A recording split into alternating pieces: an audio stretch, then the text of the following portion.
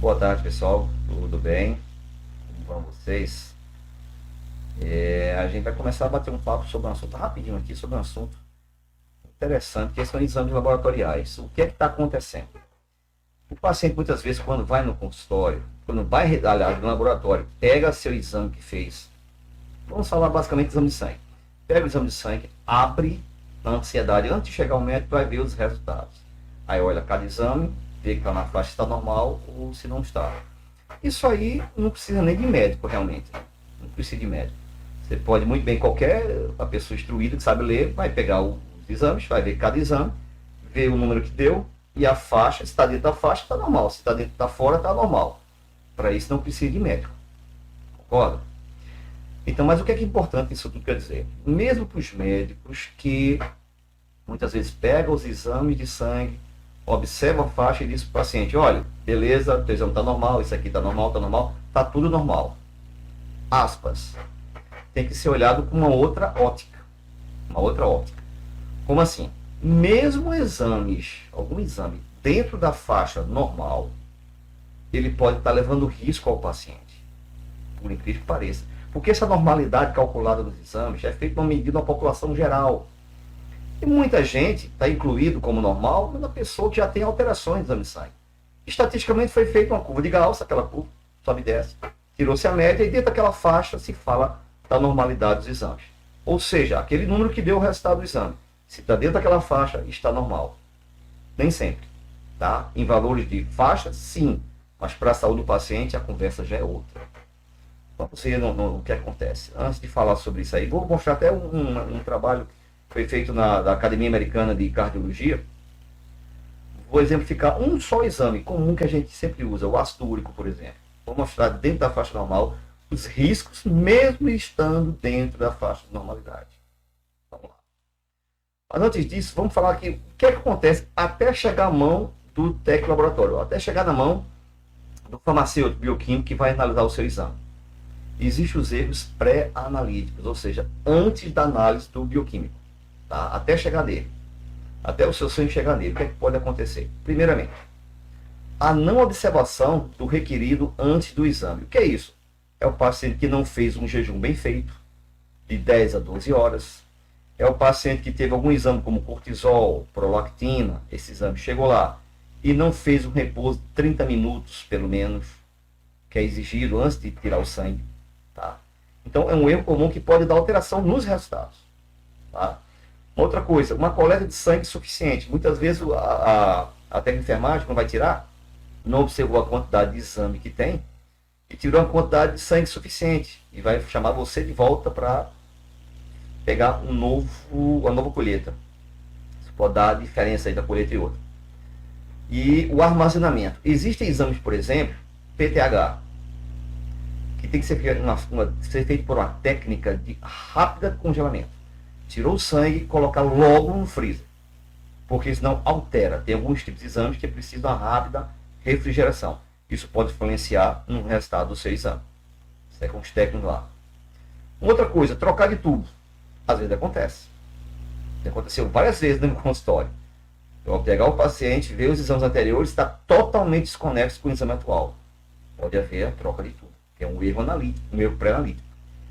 Tá? O bioquímico não chegou ali ainda a ver, a examinar seu sangue. Mas quando examina, é o exame de outra pessoa.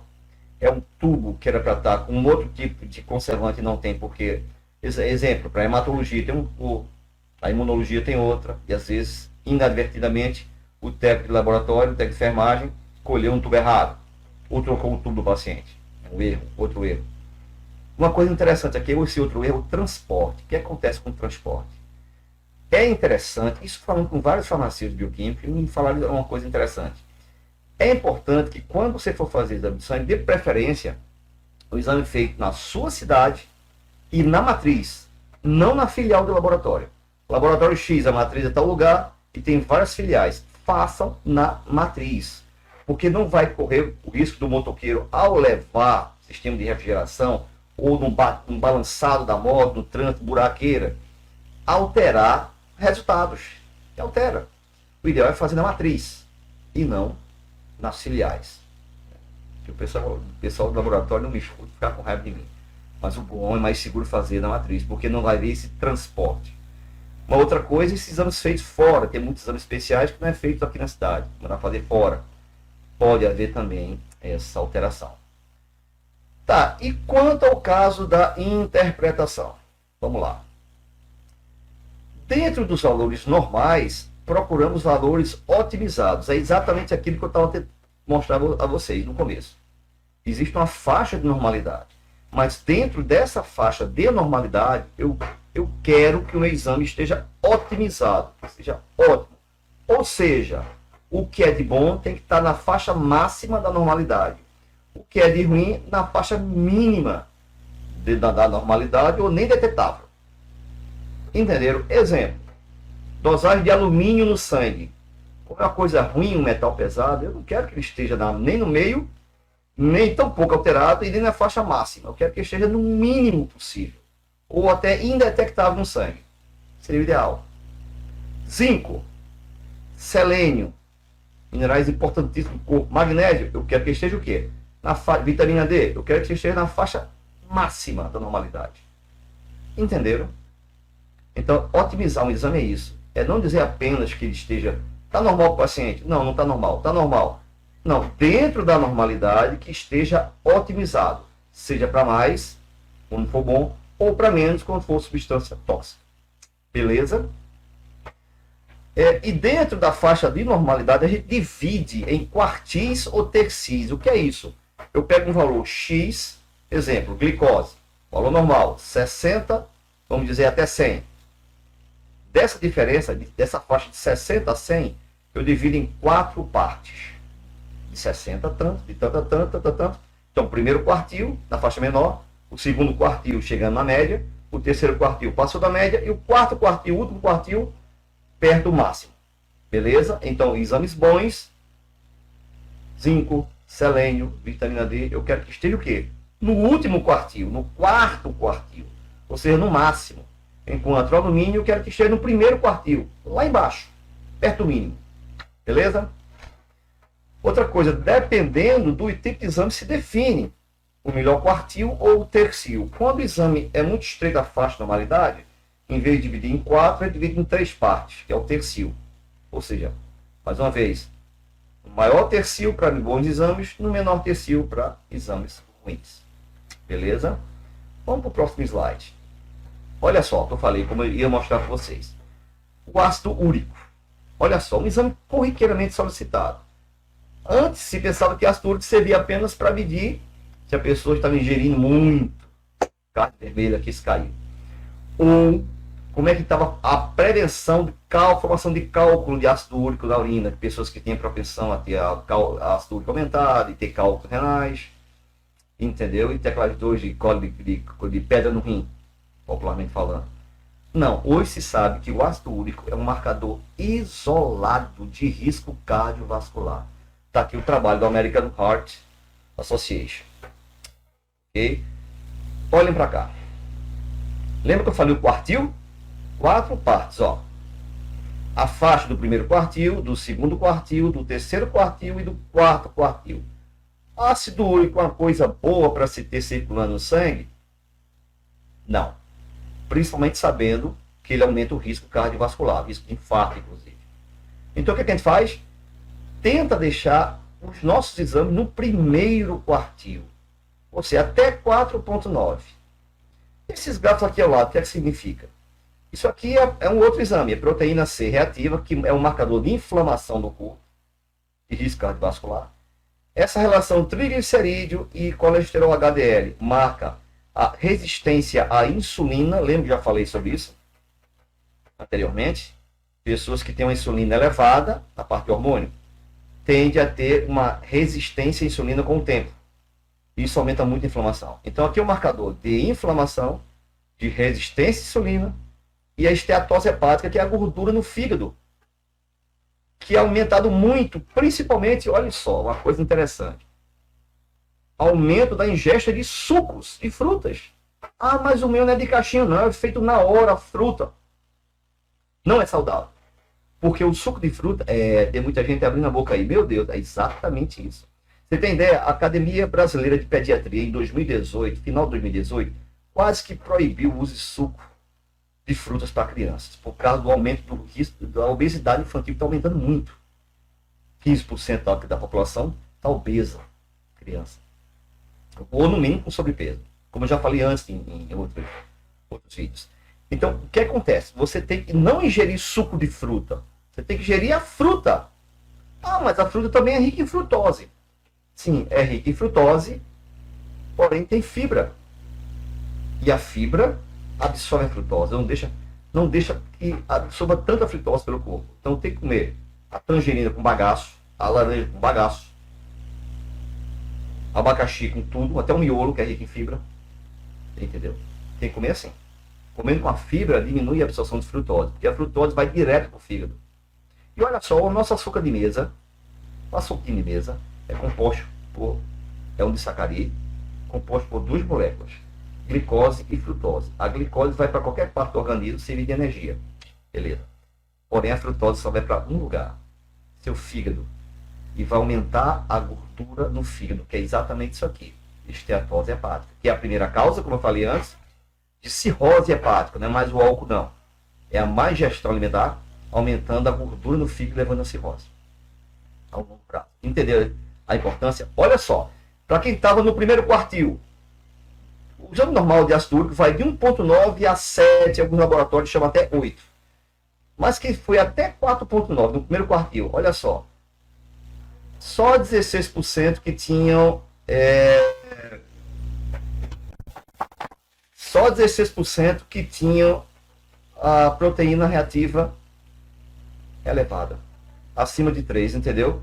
Mas olha para quem estava nesse último quartil, ou seja, acima de 6,8, aumentou para 23%, de 16% para 23%. Quem tinha resistência insulínica, olha o pulo aqui, que absurdo.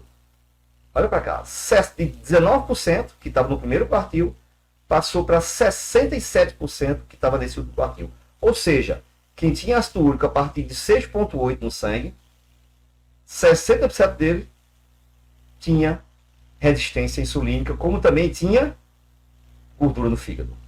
Olha aí, e está dentro da faixa normal, que até 7 e 8 laboratórios falam. Que normal é esse, pessoal? Que normal é esse? Entenderam o que eu quis dizer nessa rápida conversa? Não basta estar dentro da faixa normal de laboratório. Tem que estar o quê? Otimizado. Fica a dica. Olha, em relação a isso, o que é que ele pode concluir? Que o ácido úrico acima de 4,9, que até o primeiro quartil é 4,9, que é dentro do valor de normalidade, para até 7,8, está associado com resistência insulínica e gordura no fígado. Passar para cá. Olha só como são as coisas. Passar para aqui. Independentemente se tem síndrome metabólica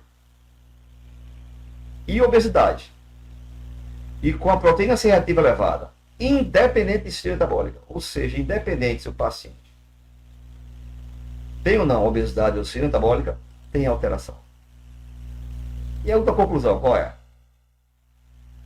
Essa análise desse trabalho aqui, ó, American Journal of Cardiology, 2012, mostrou que sugere o papel do ácido úrico no risco cardiometabólico precoce, antes mesmo do desenvolvimento da obesidade e da síndrome metabólica. A síndrome metabólica, para quem não sabe o que é um conjunto de sinais, como colesterol LDL aumentado, aumenta a cintura abdominal, aumenta a insulina, a glicose tocada, entendeu? Quer dizer, antes que ocorra a obesidade, antes que ocorra a síndrome metabólica, o ácido úrico já mostrou um risco cardiovascular bem aumentado, como está aqui, como mostrei para vocês. Olha para cá.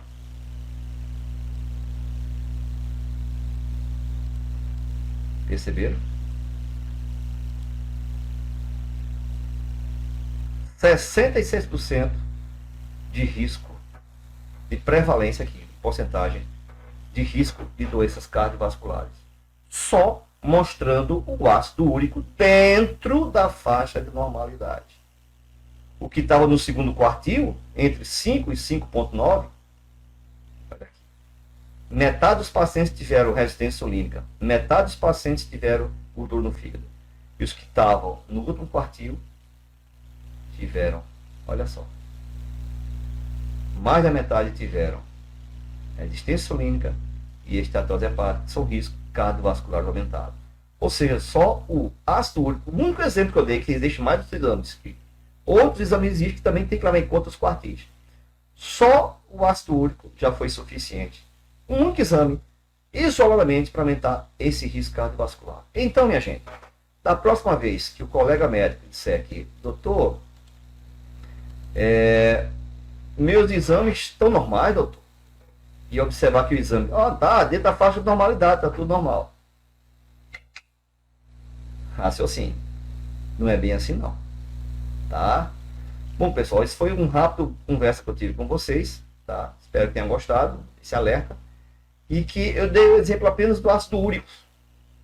Tem outros exames que podem ver, como eu falei para vocês, o alumínio, o mercúrio, o chumbo, o arsênico. Mulher que pinta muito cabelo, tem chumbo aumentado no sangue.